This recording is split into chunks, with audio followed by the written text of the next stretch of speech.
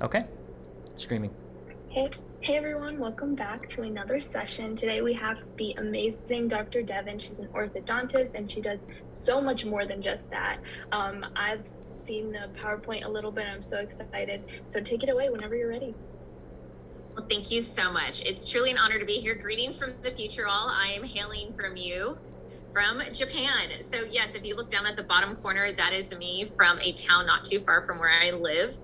That's Miyajima, and I'm also commander of the Navy, so I'll share a little bit about that. And I'm stationed at Marine Corps Air Station, Iwakuni, Japan. So if you think of Japan, the size of California, but with a third of the population in the US, that is Japan for you. And I'm at the very bottom of the main of the 4 islands. Because I'm in the Navy, and I do need to share this, these are my views and not the views of the Department of Defense. So again, feel free to ask me anything. And at the end, if there's any questions or areas you want to touch upon or privately, my information will be there.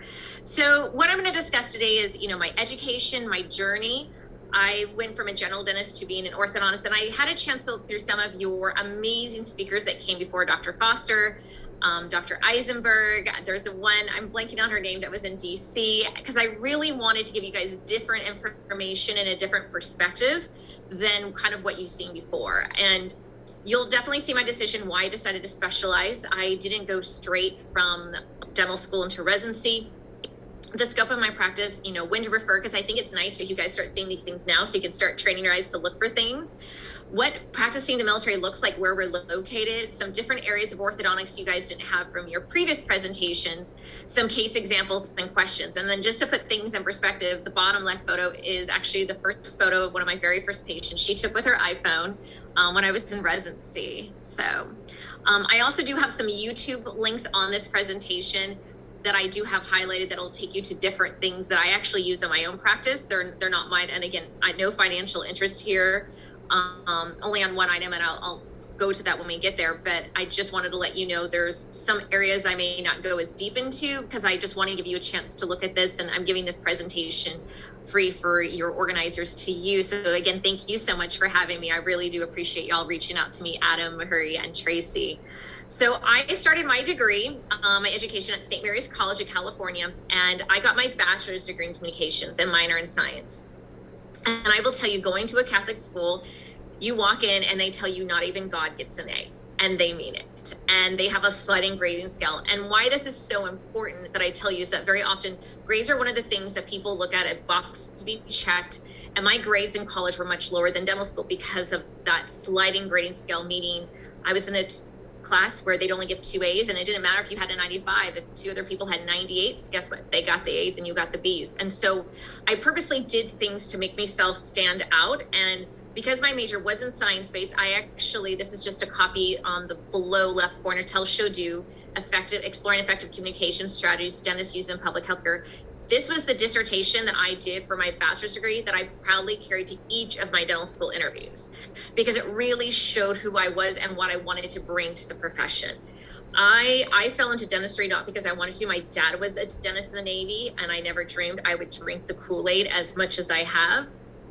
Now 15 years in, but I'm telling you this because I want you to kind of keep your eyes wide open. And for me, what really started my journey in becoming a dentist was a little girl that I saw when she was 7 years old and I was 20, helping my dad on a mobile van and seeing how dentistry really can impact people's lives and realizing going to dental school could open up so many different avenues. And hopefully that's something you've seen with the different specialists, different ways you can practice. And so when I was applying to dental school, knowing that I didn't have as high grades and knowing that I had to be really strategic, of course you have your dream schools, but I only got into 2 schools and I was waitlisted. And UNLV was actually a brand new dental school at the time. I was the second graduating class, but I had an in-state residence. And I'll tell you this, I'm not a cold weather person.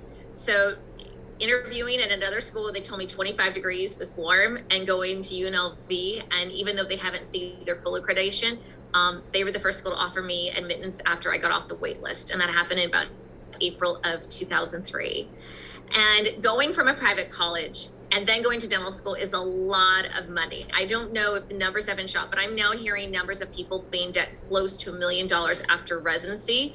And So I looked into a scholarship with the Army, the Air Force, and the Navy. They all offer this. And I will tell you, the Health Profession Scholarship Program is something that I am a firm believer in. I don't get any financial interest, but I do a lot of recruiting for the Navy. I have looked, now I'm at the point where I sit on boards, people applying. And it doesn't matter how expensive your dental school is. So if you want to go to your dream dental school, that's $150,000 a year. Guess what? The Navy will pay for it if you've got that scholarship. And there's a couple different other versions of the program that I can kind of go into. So I was on a 3-year scholarship, and I graduated with about $80,000 of debt for my first year and for my boards, my state licensing boards. And I will just to touch briefly on the Navy, you pay back year for year. So anyone who tells me, unless they have a very well-off parents, that they can get their entire college and dental school paid off in 3 years, I would love to meet them, because I don't know anyone who can do it that quickly. But what you do is in turns, you give them years of service. So in turn, I owe the Navy 3 years as a dentist, also getting paid, also having a job, also during the time when I was waiting for my license to go in effect as soon as I graduated. And you have to be okay if you join the Navy or the Air Force or the Army deploying. You have to be okay moving. You have to be okay not having control of your life. And I say that because there are sometimes people you go to San Diego for 3 years and be done. Sure, but you could also do some other things. And I'll touch a little bit on that. So I just want to make sure people have their eyes wide open. And it's a little different in the Army and the Air Force, but it's still the same concepts. When I was in dental school, I thought I wanted to be a pediatric dentist, and I actually got into a couple pediatric residencies, but it didn't align with the military, and everything happens for a reason. And so what they encouraged us to do is, and I encourage anyone to do this, when you come into the military, when you come into like private practice or out of dental school, you can't learn everything. There's going to be some areas you're going to get great experience. And so doing a GPR, general practice residency, or advanced education general dentistry is something I would encourage anyone to do, military, civilian, because it helps supplement the areas that maybe you didn't get as much, practice in. Because your first 2 years, you're buried in the books, and the next 2 years, you're seeing patients, and it's really the luck of the draw of what you get. So in dental school, I got tons of extractions, but I didn't get a lot of denture cases, and that can vary by school, by location. And one thing I do want to stress is going to dental school, not having a science major behind me was challenging at first, because what some of my colleagues had already seen was brand new to me. However, if you're willing to work hard, you're willing to, find ways, and I battled test anxiety in dental school. I had to figure out different ways to study. And so after I got my AGD certificate, I'm now in the military. You'll see there's a break because I didn't graduate from orthodontics residency till 2012. So after I did that, I was 2 years of me being operational as a general dentist, and then I went into orthodontics. I never had braces, never dreamed I wanted to be an orthodontist, fell into it, I'll go into her. And then 4 years later, I became a diplomat of the American Board of Orthodontists. And actually next year, I'm looking to recertify a couple years early with one of my colleagues. So to become a board certified orthodontist has definitely changed a lot, especially with the pandemic. It used to be starting and finishing cases, and orthodontics takes on average for these board cases 2.5 years. So that's definitely why there was a break. Do I have any questions from anyone before I go to the next slide? No. Okay. All right, so why do I stress being a general dentist first can be a really good thing, is it avoids you having tunnel vision. We all went to dental school. We are all going to take this Hippocratic oath of taking care of people. And it's nice to kind of be a jack of all trades and kind of understand the lay of the land, having a good foundation. And so these are real pictures of me from pre-deployment training and actual deployment training in Iraq. So I served at Operation Iraqi Freedom. I was at Al-Asad Air Base in 2009. And what that did is it trained you really how to handle things in very austere environments, like doing a root canal with a paper clip and learning how to take out teeth and not having sand everywhere and giving everyone antibiotics, things you probably wouldn't do here or do in a country that's not a third world country, but it really challenges you, and you get to learn from a lot of great individuals, and you have the best patients. Many of the people that you treat in the military don't have healthcare growing up. We're able to afford seeing a dentist. So you have someone who's very grateful, someone who's very healthy, and a really just thankful population. It was during this time and right before I was graduating dental school, I kept getting told I had the personality of an orthodontist. And I'm still trying to figure that out, but I would say it's definitely probably someone who's very energetic, who's a people person. And that really solidified when I started working with the oral surgeon. So in the photo on the right, the gentleman who's to the right of me, who is on the side where the closest on, I guess it would be the right side of me, with closer to the L of the dental. That's Mark Ransard. He's now out of the military, but he was in the Army, and he was the only oral surgeon for the entire region.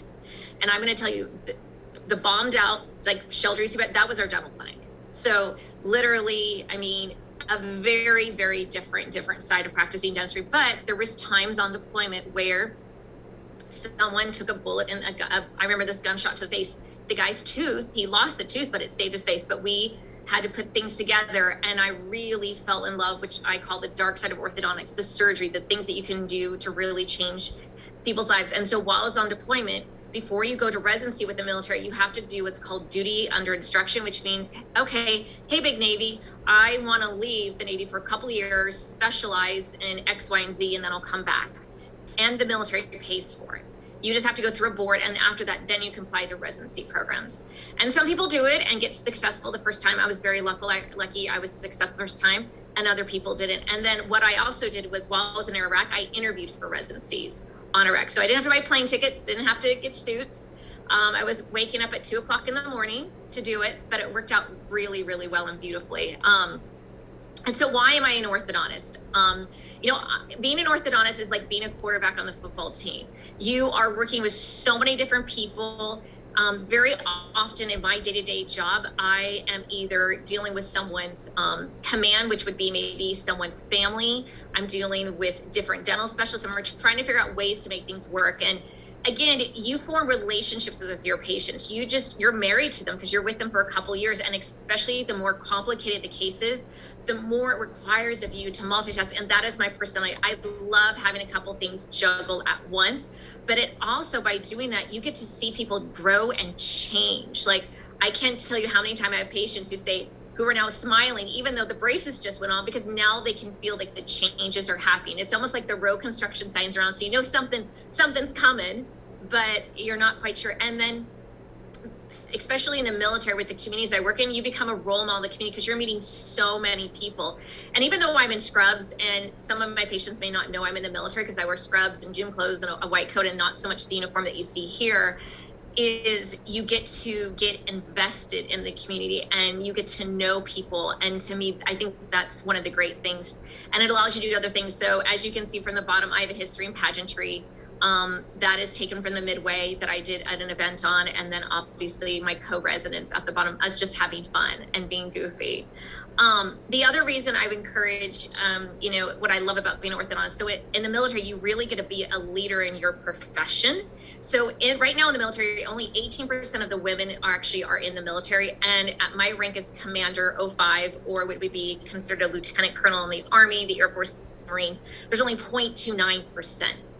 However, in my actual orthodontic specialty, over 50% are women in the civilian sector, and actually in Navy orthodontic community, there's only 14 of us in the entire world. Over half of us are women. And what's beauty about it is it's giving you a lot of opportunities. So they're always looking for ways for me to speak. So I spoke at the American Association of Orthodontics this year in January. I was one of their main speakers. I've spoken for STEM, and then also doing this allowed me to publish a book. So I will admit financial interest here. This is a copy of my cover of my book. If anyone's interested, I can send them a link on Amazon. But I felt I had the time to do this, being an orthodontist, where I feel like other professions it may be a bit more challenging. Anything can be done, anything impossible can become impossible. But I just want to show you that doing these other activities will spill into orthodontics, because you'll find yourself telling stories to your patient. You'll find the people, it makes you interesting. And that's just a little bit there. As we go into what orthodontics is, I took this definition off of the American Association of Orthodontic website. And most people don't realize there's actually two versions of their website. There's one called braces.org, and this is where I would say the lay person would go if someone was looking for an orthodontics. And this is basically what they put about, the diagnosis, the prevention, the correction of a bad bite. Orthodontist goes to school for a couple extra years, and they're trying to help your teeth fit together. So not only do you have a beautiful smile, but something that you have the confidence in, something that you can function and chew all the foods that you love, including the ones you're not supposed to eat. And, some of the concerns that people come, or, it could be braces or aligners. And I want to make it very clear that aligners are still active orthodontic treatment. I think in this day and age, people think they're not, but they actually really are. They're still moving your teeth. And so this is going to help if something's crowded, something's spaced, something doesn't quite fit together. And, I would say that orthodontics has really changed. It's not so much about just treating children and teenagers, but I see people and treating people all well into their 60s that are getting braces. Because let's be honest, having a beautiful smile is something we all want, whether you're 8 years old or 80 years old. And I don't feel like that's something that people would fault you for. It's something that I think we all want and have. And hopefully you have your teeth for your whole life. That's how we even diagnose you when you enter the next chapter. So, one thing I wanted to show here, and I saw this mentioned in a couple lectures, but they mentioned about, referring to orthodontists at age 7. And this is actually a chart that I got from the American Association of Orthodontics, and it shows a few things that I wanted to point out to you. The reason why all of these are important to see is that orthodontics is a lot about timing and sequence. And what I mean by that is, there's a few things that we tell people to send to us. So you could see this, and I'm sure anyone here could see this, whether they have a cousin, a friend, a teacher, or someone they work with that see this. So the upper two talk about crossbites. Now, I'm sure everyone here has got a pair of shoes in their closet. And when you bought your shoes, I'm going to, show you how this is similar, but the top goes over the bottom. And that is how it is in your mouth. Your upper jaw should go over your lower jaw. And as you can see right here on the upper, I don't know if my clicker is working for you guys to see, but right here for the anterior crossbite, you see it's the opposite. The bottom goes over the top. And you see this air over the side. The reason why this is so important for us to treat right away is that, as you could tell here, this tooth is losing all the gum tissue. So if we can get in there and treat it right away, we could potentially save this tooth and further any sort of gum loss or bone loss. With these posterior crossbites, people grow in 3 different directions. They grow widthwise, which is called transverse, anterior, posterior, front and back, and vertical. Why this is important is I always tell patients at certain ages, there's certain things that we can catch and treat. And at age 7, there's certain things that we like to get on right away, or at least monitor watch. Crossbites are one of them.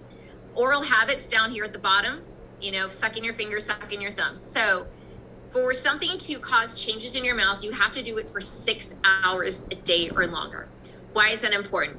Well, I know they're showing a child here, but I had a hairstylist who used to always have bobby pins in her mouth, and she would have them in the same place. And even though she was adult and gun growing, because she did it every day for so long, guess where she had a gap in her mouth? Where she had those bobby pins.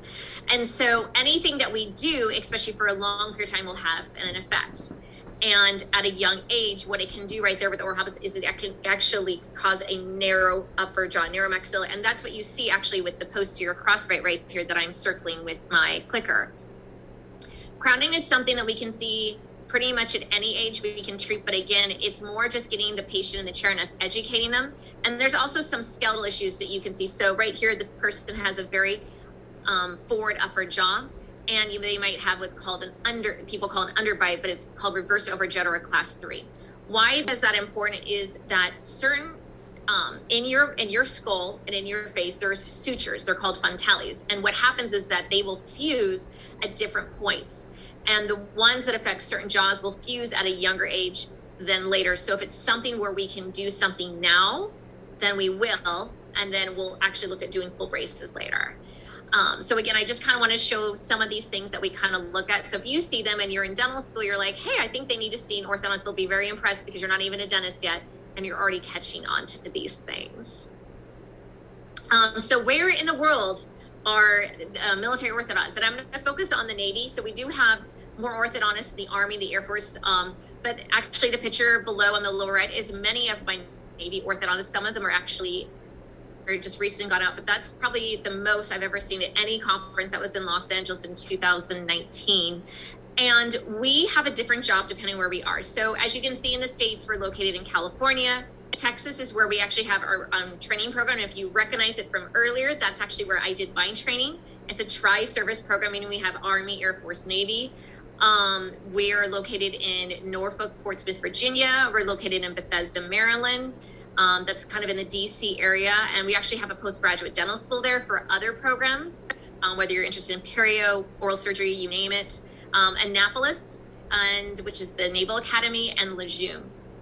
The reason I mention all these, including the residency program, is right now very much in the military, a lot of people do train with the military, and some people feel like, oh, is that shading you or shielding you from other things? I will tell you, in the military, we actually work a lot with the civilian program. So we've had, rest in peace, Dr. Prophet, he came to our program in San Antonio. We worked with a civilian resident. So it's really, you really got a full breadth of what you're going to do, and it just really changed in location. So when we're in the States, our focus is adults, active duty. Very, very rarely would I ever treat a child. And if I was, it would be something for a board case or something that would be very limited treatment. But mainly we do surgery cases, and we do full mouth rehab. And the reason I say that is that's probably very different than some of the practitioners who've come down here about their practice. But I find it's a great puzzle. I love I love being part of a team. And this kind of goes into the concept where we're providing care and treatment for people who probably couldn't afford it.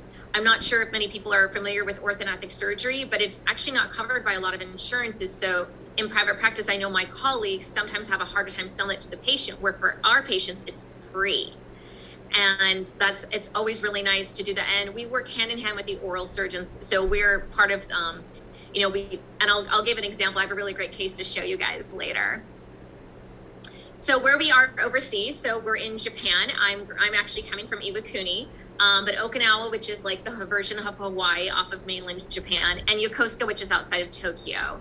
We're also located in Italy. So before this, I was in Sicily, so the island off the boot, and Naples, and then we're also in Rota. And this is my family. As you can tell, I really drank the Kool-Aid, all Navy family, my dad, my brother, and my mom for my graduation. And overseas, I would say be more similar to private practice, as we're treating children and adults, but they're kids that are of our military members. So active duty, families, anyone who transfers in with braces, they definitely take priority. And our focus is really, especially with the kiddos, is that we want to try to see if there's anything we can do that we're hitting their growth, where we can kind of intercede and maybe prevent teeth being taken down the road, or we can prevent them being jaw surgery, or something where it's a limited treatment, what I just showed earlier, when to refer.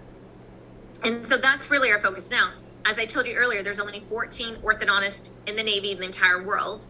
And even on each of our bases, there's probably a lot more people that want braces and there's only one of me and only a few assistants. So we do have a board. And even though we can't say yes to everyone, people can go out in town, and we actually work with local civilian orthodontists. So here in Japan and Italy, I worked with local orthodontists. I can't say that as official capacity, but we have a thing called TRICARE, where the military will pay for a portion of the cost, and that works for pretty much the kids as long as they're a full-time student until 23, which is nice that they do cover a cost of that.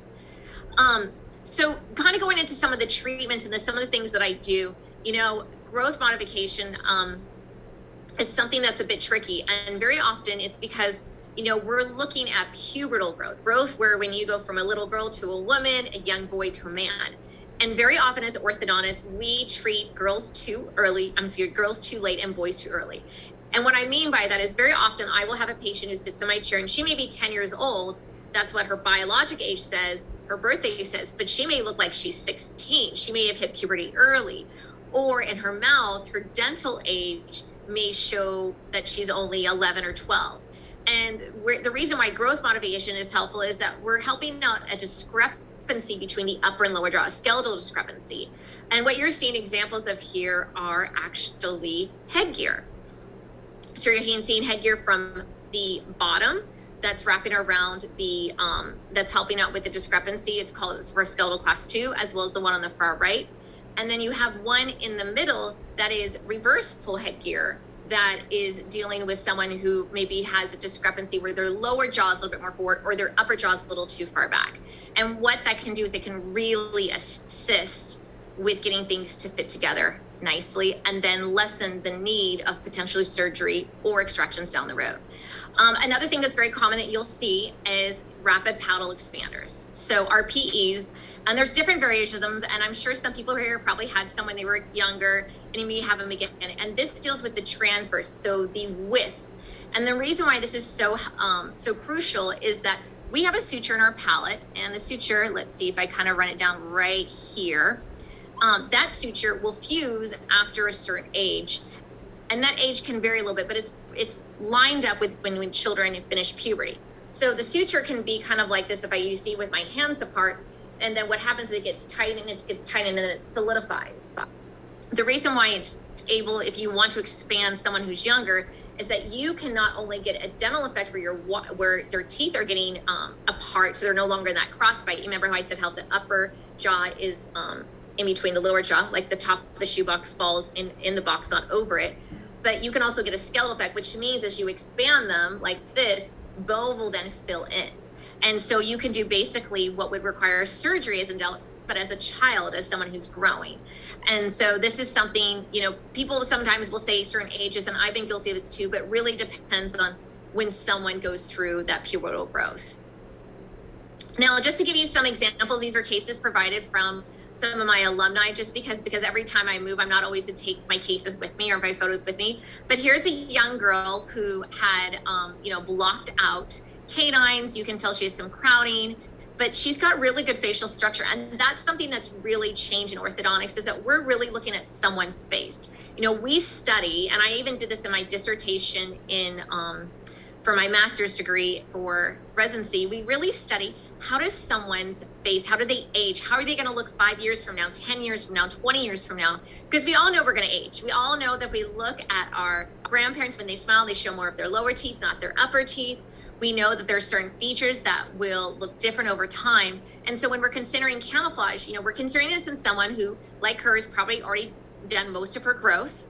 And we're thinking, okay, is she someone that I need to do jaw surgery to, or can we just use extractions and know that it's not going to harm her facial aesthetics, meaning it's not going to make her look older? And so what we did is we extracted 2 upper premolars on the top. And when we do, you can see how things fit together nicely, but she still looks like a very attractive young lady. And that's the thing that you always want to make sure when you're explaining treatment options to your patient, you're looking at a patient, is you're thinking, okay, am I making the face fit the teeth or the teeth fit the face, if that makes sense? So again, am I doing something that's going to still make her look good? And sometimes even when I go over options with patients and I maybe am not a fan of camouflage, or I am, I'll let them know and I'll let them know why. But ultimately in the day, being a good provider, being a good dentist means that you are explaining all these options to your patients and giving examples.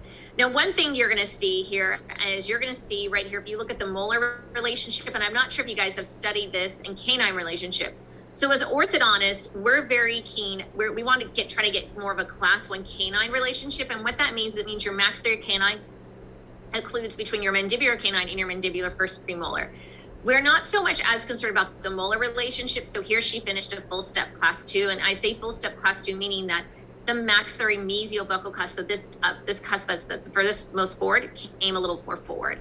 But it's just something to show you how things will really fit together. And again, she's got a beautiful functional smile. She's obviously very happy. I would have liked not having her earrings in the photo because it's a little distracting. It's just me. And that worked. And here's another example, but the exact opposite, where this gentleman, he doesn't look like he has much crowding on the bottom as he does on the top. You can see his teeth are kind of blocked out. But again, he's got good facial profile. And when patients come to you, it's really important to probe and ask them, like, why are you here? You're signing up to do this for a long time. Is this something you want to do? And what's their goal? What's their motivation? Because everyone's always going to ask, right after they get off their braces, they want to, after the braces go on, they want it to get off. And so that's what we did for him, is we took out 4 teeth. As you can see, fits together nicely. And again, I did put some YouTube examples here on the bottom. I don't know if it'll allow me to click sharing screen. It might, but I'm just going to show you guys what this kind of, video is unavailable. I'm so sorry. I will make sure to have some links. I might also be blocked because I'm in Japan, so it may read my VPN blocker differently. But I can also make sure to include some if that's something you guys are interested in. And it shows this, and that's what I do in my not private practice, in my military practice, is I show people what it looks like. Because it is kind of scary thinking, okay, this doctor wants to take out 4 perfectly healthy, good teeth to get my teeth here. That's kind of scary. So I think it's really, really important to show that. The next thing I want to show is orthodontic surgery. So what orthodontic surgery is the ability for us to actually surgically correct the jaws. And this young lady, as you can tell, she's got a lot of, some people may call that overbite, if it's overjet is what she has. And what we are doing is we're trying to bring the lower jaw forward. Now, if we took out teeth on her, if you look at her profile right here, it really is not going to do anything for her. And we also know over time that her nose is going to get better, cartilage proliferates over time.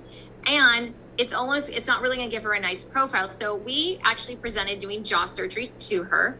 And you also can see she has a baby tooth down here where it's submerged. She doesn't have a permanent tooth. And we took out some teeth, and this is what she looks like. Totally different. Totally different. Now, if you can zoom in, you'll see that some of the roots here are on the bottom, and they're doing that to maintain the bone. And you can see all these plates in here, which looks really scary. But what you do in surgery is you're removing the compensations and you're bringing the jaw together. And it's full in the gene pool. It really is full in gene pool. And I always ask anyone, I think surgery has anyone had it? And this case was, again, treated by one of my co-residents who did an amazing job on her with the surgeons. And again, you can just kind of look at the before and afters. And again, I put some YouTube links here. If they don't work, please let me know. But the difference is that when we do surgery, we're removing the compensation. So if someone has an underbite, we're almost going to make their underbite look worse. So that way, when they break their jaw, things come together nicely, and vice versa. So she had a lot of overjet. We probably increased it. So that way, when she comes together nicely. And you guys can see the before and after is amazing. So that's something we do a lot in the military. That wasn't something I heard from your colleagues, because again, people are not paying for it. It's something we can cover. The main thing is just making sure they're there for enough time and coordinating with the surgeons. And the surgeons really are the ones who take it forward. You know, our goal is to give the pros and cons to the patients and let them know what they're signing up for, because it is still surgery. And I know one of the questions I always get asked is your jaw wired shut? Absolutely not. No. We do not wire jaws shut. Okay. What we do is we have a thin wafer. And is it going to be, it's controlled trauma. And one of the reasons our surgeons love doing this is that when they do have patients who come in who were in car accidents or had, something that happened, these are cases where they can get good practice and making sure we give a beautiful result to a patient they wouldn't normally have otherwise. Another thing that we do in the military is we handle a lot of perennial facial anomalies. So we have a cone beam CT to our upper left that kind of shows things in dimensions. We have a young boy to our lower right. And again, this was one of the cases that came from the residency program that I was at. And it's something, again, I'm showing you different sides of what we do in the military. So if this is of an interest of you, this is something we definitely have people that do research, sit on boards and work with specialists. And these are the major hospitals. These are the major hubs where we do it. So for the Air Force, Wilford Hall, San Antonio, Texas, that's where my residency program was. Army, Tripler is located in Hawaii, and Madigan is located in Washington State.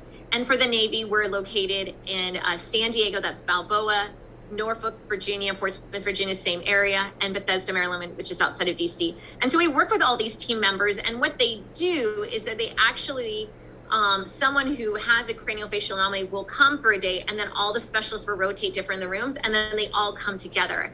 And it's such a beautiful thing, because now you're meeting in one visit, 20 different specialists at once. Then they go together, they come together, meeting of the minds, put together a cohesive plan, making sure that you stay on track and give you ideas on how to do things as you grow. And I'm going to show you guys just an example here of, obviously, one of the most common is cleft lip, cleft palate.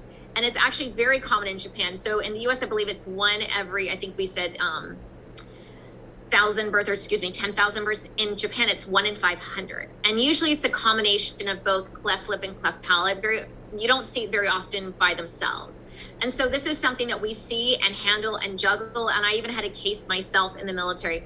The hard part of the military is that we move just as much as our providers, as our patients move. So we really strive in having a good pass off of care. And very often, some of my cases were handled by 2 or 3 residents, just because, like, you're going to graduate, you're going to leave, and unless you're in the same area, you're going to see these at different stages. But it is really quite fascinating to see these patients' journey and what you can offer them. One of the things, again, this is another great patient. And again, it's so important to take photos and document things, because you're going to see how different repairs heal, how different ethnicities heal, different severities. And, just to give you an example, I'm going to show you an example here of a young boy. This boy was actually in Afghanistan. I can't take credit for this photo. This photo came from Dr. Lisa Bronstom. She's an amazing plastic surgeon, Air Force officer. And this patient was brought to her when she was in Afghanistan. And this shows what happens if someone didn't have the repair early on. And then here you can kind of see just different views of it. And then she actually treated him when he was 11 years old. So this is much later versus something treated at birth. And you can actually see he has a great result. So just showing you what some of the things you can do and be part of and compare. It's especially if you've been interested in academics or research, there is a place for that in the military for you to pursue and make a career of it. And so again, these are things that we do much younger. And again, I'm just showing you, it's important to understand these as orthodontists. You don't have to be as invested, and you're not going to be as subject matter expertise as, let's say, the oral surgeon or the plastic surgeon, but you're going to be part of the process. And how you're part of the process is that usually when the child's about that 7-year, 8-year mark, you may be helping to bring that upper jaw forward. And so this is protraction therapy. So this goes into one of the things where you as an orthodontist are going to play a pivotal role in this child. And this is an example that one of my colleagues had. And you can tell if you look at the profile, he's very, very flat. He's almost deficient in the upper jaw. And as you can tell from the intraoral photos of his teeth, you can see there's almost a little hole in his palate. It's called a fistula. You can see there's certain teeth missing, teeth that haven't erupted. And so what my colleague did for him is he got braces on his teeth and he put an expander in there. And this is a W-arch expander. And as he slowly expanded, because you remember bone up there is not fully formed, you can tell that hole, the fistula in the palate, got bigger. And again, that's what we do in the military. You're handling things that are not what you would see in private practice. And again, they were able to close the space and then get him ready for, and I'll go back to this. So what they were planning for is grafting to bring in his upper canines. And so what they'll do is now that they have the space there, they're grafting the bone for the canines to basically bring down into the arch. And so they're trying to save teeth. If we go back here, you're trying to save teeth that are up in the jaw to have bone with it. So one of the cool things about orthodontics is wherever we move teeth, bone comes with it. So if an area doesn't have bone and you can bring a tooth in there, guess what? It's like you building a house when someone told you couldn't build it. That's what makes it so awesome and so cool. So again, we monitor him, and then at a later age when he's done growing, because you've got to make sure a patient's done growing before you do surgery, then at least we're keeping him current to be ready for orthodontic surgery, corrective jaw surgery, and in what capacity that'll look like. So I've talked a lot today. These are my socials. I'm on Instagram. I'm on YouTube. Here is my Gmail address. And again, these are just different ways you can connect with me. And with that, I am happy to answer any questions or may have. Wow, that was amazing. Thank you so much for the unique perspective. I know I learned a lot. And we do have some questions, so I can just start with that. Okay, so you said that you're always moving and because you're part of the Navy. So how do you guys, I guess, stay connected with your older patients, or how do you finish treatment and things like that? So very often, and I would tell you, and this is true in the Army, the Air Force, the Navy, very often we're starting the same patients and we're finishing different patients. It's unless I start a patient right when I get there and I don't get cut out early, I may not finish them. So what we do is we try to do a good pass off. I have a good Excel sheet. I make notes. So whoever is replacing me, they have a good idea. And we just have a mutual respect among each other, knowing that, okay, you know what, you may take a case on one way and they may do things differently, and that's okay. It can be really tricky. I mean, I hear a lot of orthodontists say they don't like transfer cases, and I deal with them all the time. So I guess I've gotten used to it. But, some of my patients, they'll add me on social media. They'll follow me. I had one message me this morning who I was getting ready to take to Okinawa to get jaw surgery, and his wife had to, they had to get back to the States very quickly. And I was not able to continue his braces. He doesn't get care there. He's not active duty, but I coordinated with the oral surgeons there to coordinate that treatment. So it's a lot of emails, it's a lot of phone calls. I have a business card with a lot of my information on that I provided you guys. And every now and then things do slip through. I mean, we're all human, and I think it's just knowing that, gosh, I wish I could have done it differently, or, hey, listen, how can we make things better moving forward? And I think that's something that's really, really big. And we give each other a lot of grace.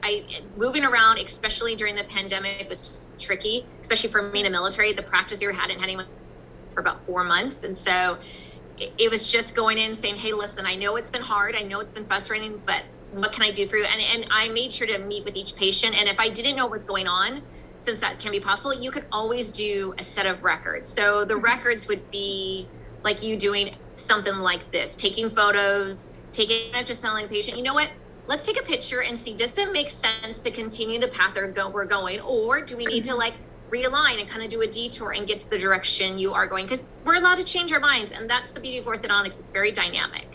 Gotcha. So I guess kind of going along with that, moving and going to different countries. So what is, I guess, the language barrier, and are there different regulations? How do you kind of navigate that? Great question. Such a beautiful question. So in the military, we're only required to have one active state license. So it doesn't matter which country we're in. We're practicing on a base, which is considered the US. If I was practicing off base, I would have to get credentials in that country. I've never practiced off base moonlighted. I've done it in the States because I've got my license in California, Nevada, Arizona, and Texas. But some of my state licenses will change the fees depending if I'm practicing, but you only need one. And then as far as the language barrier, all your patients you're treating on military bases overseas are either American, or they could be a combination of, like here in Japan, I have a combination children who are half Japanese, half American. And majority of them all, like I would say 99.9% of them do speak the natural language, do speak maybe the local language, Japanese and English. But if I ever find, because I do have 2 or 3 patients who do not speak English, either their spouses will translate, mom and dad will translate, or we will get a translator, because you really need to make sure someone fully understands what you're doing. Exactly, yeah. And so communicating, I guess, the process, the treatment process, you mentioned camouflaging, which I guess can be hard to visualize even as a doctor, but what kind of techniques do you use to kind of really show the patient what they're getting into, what the end result could look like before they make a decision? Yes, and that's a really good question, because I think that happens is, I have every patient sign a consent form that I do records on, asking if it's okay to show their photos, so I can always give case examples. Another thing that I do is in the program Dolphin, where we do a lot of our records, we can show the movements and what it looks like, at least from the side profile. So that would be from this angle. And sometimes that's really great. And sometimes I tell patients, this is just an idea of what things will look like. Especially I don't run into too much with camouflage, but I definitely run into it more with surgery. And if I find that they need a little more information, or if they're not sure, I have them meet with the surgeon. Now, I don't have an oral surgeon physically here, but with FaceTime, WhatsApp, I can have them do a video consult so they can kind of go through things, do medical modeling, which I know Dr. Eisenberg highlighted on. And that can really give a patient an idea, especially if there's something other than their teeth, that they don't have a strong chin, or they don't like how big their nose is, or something about how just moving the lower third of your face can really affect the other facial features you have. Gotcha. And so for surgery, is this like an oral surgeon that you kind of talked with, right? Yes. Okay, gotcha. Yeah. So the oral surgery, I'm sure, of course it's a surgery, but how is the, I guess, ranking of surgery, what the recovery time is? Like, is it a big surgery or? Absolutely. I'll do my best to just tell you what I've had in my experience. And, I'd also say to ask the oral surgeons too, because they're the expert.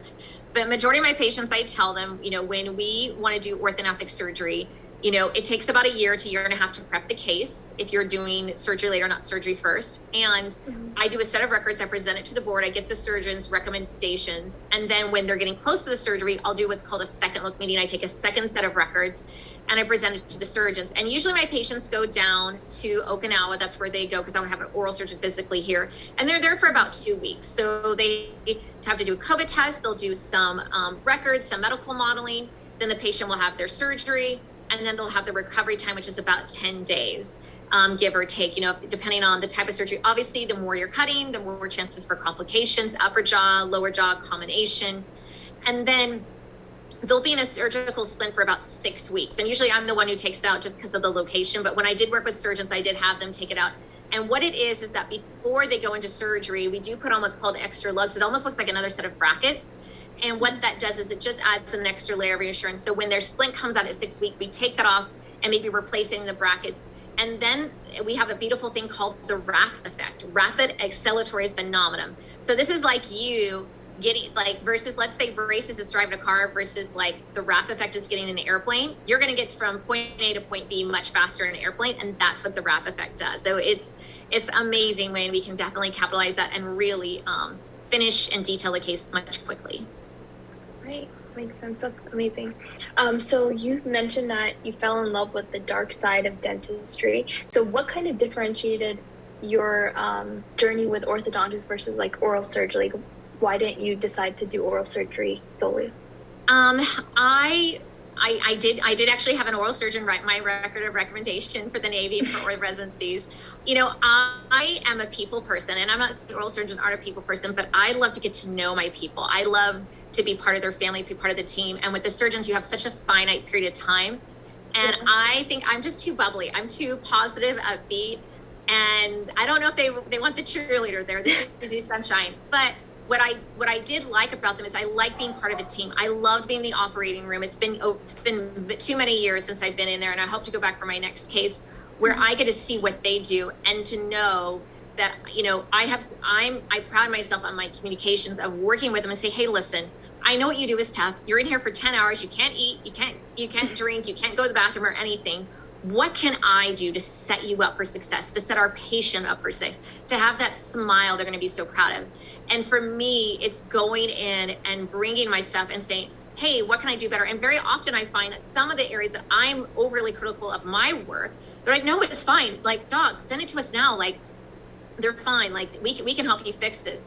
But it's having that really good rapport. And you know, I think it's just personality, and honestly, I have so much respect for what they do. Residency stuff, that lifestyle stuff, and for me, orthodontics really just seems to fit my personality of really, you know, being that problem solver, figuring things out. 2 + 2 doesn't equal 4 in my world. It could equal 5, it could equal 7, and it really humbles you. The longer I've been an orthodontist, the more I realize there's so much that I don't know, but so much I can't wait to know and wait to learn. Amazing. So you mentioned residency. So how would you compare residency versus dental school? What the, I guess, change in study habits, the pace of life, how would you describe that change? So dental school, I thought was so tough. I felt like I think I lost like 10 pounds and I hadn't eaten anything because we would just drink Jamba Juice every single day, and that would be like our survival mode. And after the first 2 years, it got a little bit easier. And then I went to residency, and it was like, oh, dental school was a dream. It was a walk in the park. I felt like I was drinking out of a fire hose for 2 years. I started waking up at 4:30 in the morning to study, and I would leave there at 10:30 at night. 2 years in a military residency program was a lot. It was a lot to take in.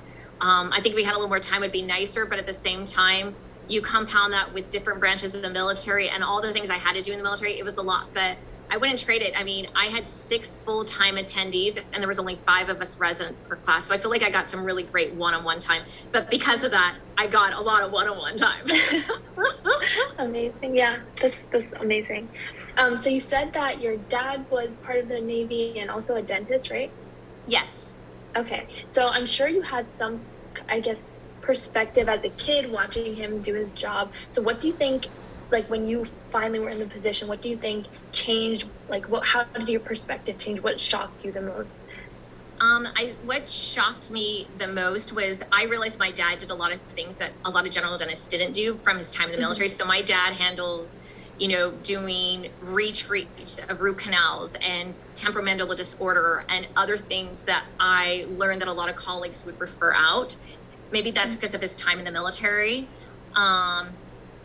And I would say another thing that I learned is, you know, my dad was a general dentist for his full-time military. I became an orthodontist early in my career, was just how many opportunities there is to do in the Navy. Like right now, depending on the day, I am in charge of 60 people, or I am teaching, or I am writing up an award or report for someone. I'm doing so many different things that I didn't realize.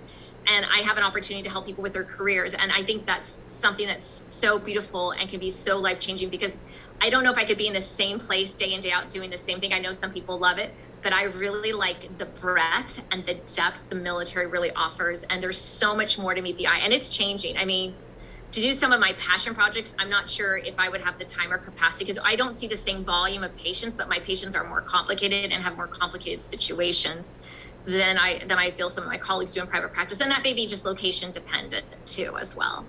Gotcha. So for people who are interested in applying to the military scholarship, I guess what is the process like? How can they set themselves up to like be a good candidate for the scholarship? Do you have any tips for us? Yeah, absolutely. Tons of tips. So I would say start talking to recruiters now. If you're interested while you're in college, good grades, good letters of recommendation, and you can actually start applying for the scholarship before you even get into dental school. So while you're applying to dental school, you can actually put in for the scholarship. So as long as you have your DAT test, once you get into dental school, you can have that scholarship lined up. So definitely the sooner the later. There's different versions of the scholarship. I don't want to confuse people, but 2, 3, 4-year options and some where they pay you as if you're in the military, some that pay you like me, where it's more of a scholarship base. And I would say if anyone's interested directly, just message me and I'll make sure to get them contacted with the right people. Amazing. Okay, so we have one more question, and I really want to talk about this, but your book, that's amazing that you wrote a book. Thank you. Like, I Thank you. can't even imagine doing that. That's amazing. So I want to know what the process was like, how you were inspired to write one, and I guess the timeline for that. Sure. So I started this book a couple years ago. I was in Italy when the pandemic hit. And during that time, I met a couple other naval officers who were pilots turn physicians that had done the process. Because in the military, I did have to get permission. I got permission through the Department of Defense pre-publication review, Mm-hmm. Just making sure I wasn't releasing any top secrets and, Yeah. what I was putting out, but also just the fact that it was really, it was something that I've always wanted to do and something that I had a lot of people encouraging me. It is a labor of love. Some days you love it. Some days the words just don't come to you. You want to throw your laptop out the window. But my book is about my life, my story, and the lessons I learned along the way, and just how being someone who's a naval officer and an orthodontist and a beauty queen and all these things could be so different, yet they're so synergistic. They help each other. And it was really just going through my life and having people saying, no, I couldn't do this, or you can't do that, and learning that why should you let someone else dictate the limits of your life or the potential what you can do? Like, screw that. Like, you can change your life. You can make those changes. And honestly, most of the time we're our biggest enemy, holding ourselves back. And it's learning to get past and deciding, okay, I want to change. How can I do it? And I have some really great people who helped me. And that book, I started it in 2020, and it published, the digital published in April, and this past week, the paperback is available. So thank you to anyone who supports it. I mean, you don't do books to make money. You do books because you want to do it. And for me, it was just something I really wanted to share. Yeah, amazing. Thank you so much. Yeah, I look forward to looking at it. And thank you so much for coming, for all your helpful tips, your story. It's amazing. You wear so many different hats, and I'm just like so inspired. Thank you. Well, you can too.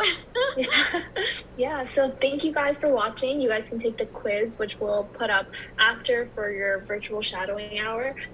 But if that's it, thank you so much, Dr.